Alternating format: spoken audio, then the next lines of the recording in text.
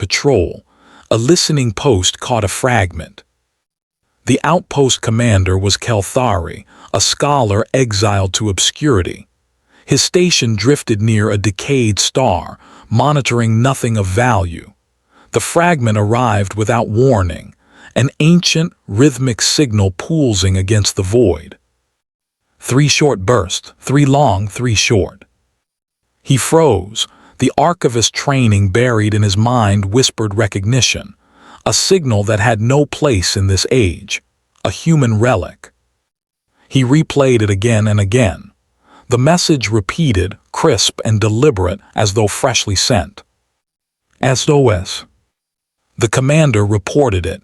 His superiors mocked him. You've been alone too long, scholar, hearing phantoms in static. Signals decay. That's centuries-old garbage bleeding through stellar storms. Humans are myths, and myths don't send distress calls. The report was buried, classified as archival anomaly, no action required. But the signal did not fade, it grew stronger. And then came the silence, the kind of silence that is not absence but presence concealed.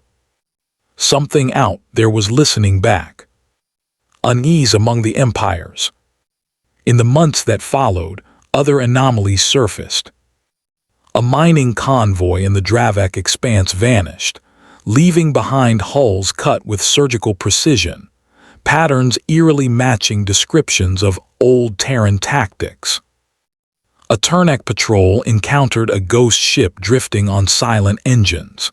Its design did not match any catalog, yet its structure bore the mark of crude yet enduring engineering, metal forged to endure without elegance.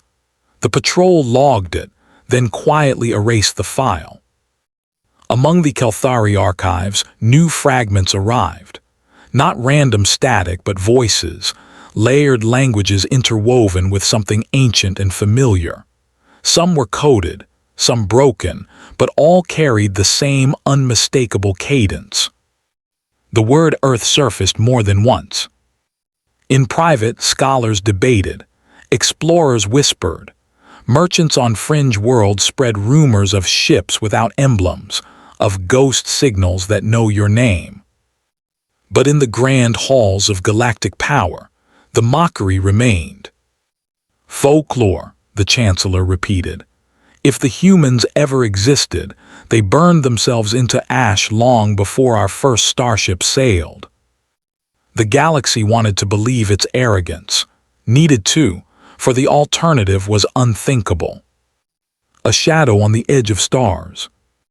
And then the turning point. An Empire scout fleet charting a newly opened hyperlane reported a contact. A ship, massive, unregistered, coasting with deliberate silence across the void. At first the admirals laughed again. Another pirate ark, another derelict. But then came the data. The vessel was ancient in shape, crude in design, yet pulsing with systems no empire recognized. Its hull bore scars from centuries of war, but it moved with purpose. When hailed, it did not respond in galactic tongue. Instead, across every channel came a simple, chilling broadcast. This is Earth Command. Identify yourselves. The council chamber that had once roared with laughter fell into silence so complete, it crushed the air itself. For the first time in 1,000 years, no one dared to scoff. Echoes of forgotten myths. In the vast chambers of the Kashari High Conclave, where banners of 100 species draped from vaulted ceilings, laughter rolled like thunder across the council floor. The subject of their ridicule, a name pulled from old star maps, a whisper tangled in folklore, the word human. The Kaori speaker leaned forward, his feathered crown shimmering in the council lights. Again, the archivists waste our time with fables. Earth, they call it, a supposed cradle of warriors so fierce, their fleets burned like suns across forgotten skis. He spread his wings in exaggerated flair, drawing chuckles from his peers. A Jorvathi admiral, his plated mandibles clicking in amusement, added, "If such a species existed, they would have left their mark. A war, a treaty, a ruin. Yet we find nothing but rumors in crumbling scrolls. Terrans, humans, earthlings, mere echoes in the dark." The laughter grew. Scholars mocked the very notion. Military leaders scoffed. Explorers dismissed the stories as primitive superstition, campfire tales told by lesser races who had mistaken shadows for giants. The galaxy had grown vast, mapped, civilized. Myths no longer had a place. And yet within the archives of the oldest races, the name persisted, not in treaties or records, but in warnings, fragments of an ancient transmission, sketches of ships that did not match known designs, an oath spoken in a tongue no one could trace. "Beware the children of earth, for they do not fade, they return." The conclave dismissed it with arrogance. Folklore, nothing more. But myths have roots, and roots do not die. The signal in the static. The first tremor came quietly. Not a battle, not a fleet, just a whisper in the void. The Drelathi exploration frigate Satharian was charting the unclaimed fringe when it caught the anomaly. At first, the signal was dismissed as background noise. A fragment buried in cosmic static, a pulse too deliberate to be natural, yet too faint to be meaningful. For 6 cycles, the crew filtered, amplified, dissected. What emerged was unsettling. 3 words, simple, sharp, alien.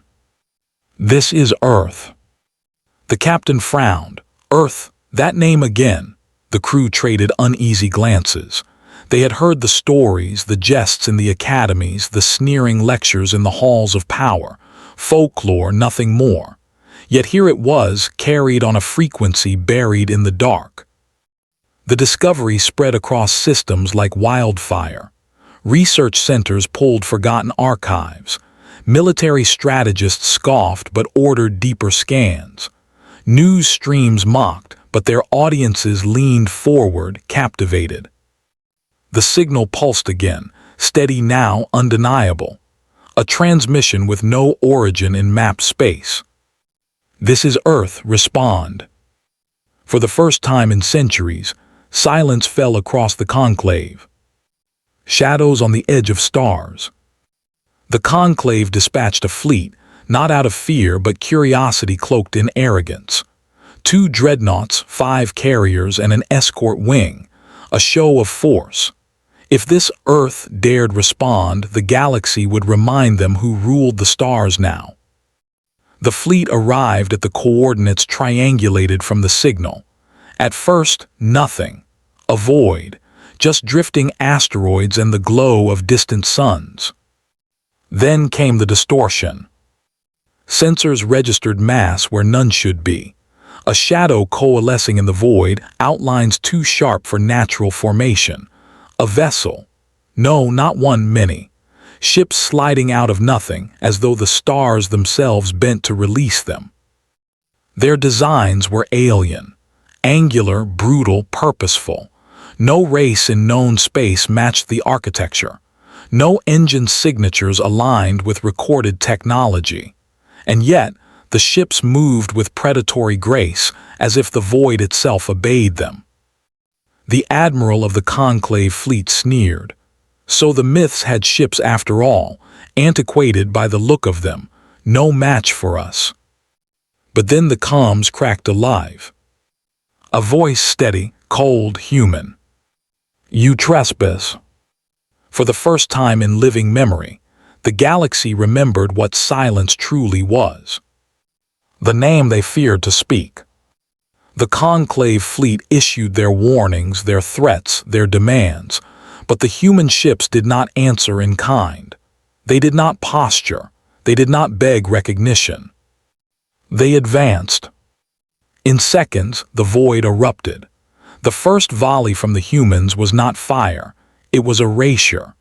Beams of impossible precision lanced through the lead carrier, slicing it apart as if it were parchment. Shields that had withstood sieges collapsed like mist before a storm. The dreadnoughts retaliated, unleashing a storm of plasma and railfare. Yet the human vessels moved with terrifying calm, weaving through death with effortless coordination. Their weapons spoke only once per target, never twice. Efficiency incarnate. The admiral screamed orders, his arrogance collapsing into panic. What are they? And the answer came, carried in a final transmission across every channel, every frequency. We are human, we endure. The words struck harder than the weapons. Every alien in the fleet felt it, not merely sound but weight. A truth once buried, now risen. The conclave fleet fractured. Ships fled into the dark, carrying with them tailies that would ripple across the stars. Whispers in the dark. News of the battle spread like wildfire. Survivors staggered into port, trembling, broken. Their words conflicted, yet all agreed on one thing: the myths were real. Some spoke of ships that moved faster than thought, others of weapons that cut through matter itself. Many swore the humans fought not with desperation, but with patience, as though they had waited millennia for this moment. The conclave silenced official channels, branding the survivors as liars, deserters, cowards. Yet the whispers spread anyway, across colonies, marketplaces, academies. Earth has returned. The myths no longer drew laughter. They drew fear, for the galaxy had scoffed at folklore until Earth responded. And in that chilling silence after the storm, one truth remained. The humans had not come to beg, they had not come to explain. They had come to remind.